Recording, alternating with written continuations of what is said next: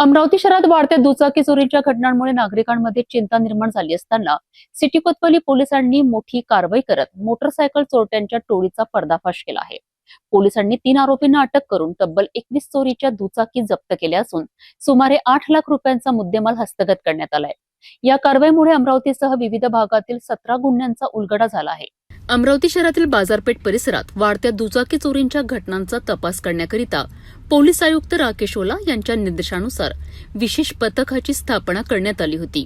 तांत्रिक विश्लेषण आणि गुप्त माहिती आधारे पोलिसांनी राहुल संतोष सोलंके, लखन उत्तमराव चव्हाण आणि महादेव उत्तमराव चव्हाण या तिघांना ताब्यात घेतले। चौकशी दरम्यान आरोपींनी शहरासह विविध भागांमध्ये मोटरसायकल चोरी केल्याची कबुली दिली आहे। आरोपींच्या निशाणदेहीवरून पोलिसांनी Honda Unicorn, Splendor Plus, Honda Shine, TVS Victor आणि ऍक्टिवा यांसह एकूण 21 दुचाकी वाहने जप्त केली आहे। या वाहनांची एकूण किंमत सुमारे 8 लाख रुपये असल्याचे सांगण्यात आले आहे।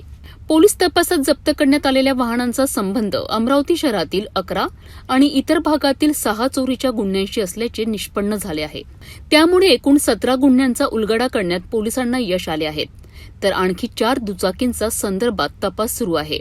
ही कारवाई पोलीस आयुक्त राकेश ओला, पोलीस उपायुक्त श्याम घुगे आणि सहाय्यक पोलीस आयुक्त संजय खताडे यांच्या मार्गदर्शनाखाली वरिष्ठ पोलीस निरीक्षक रोशन शिरसाट, गुन्हे शाखा आणि डीबी पथकाने केली आहे।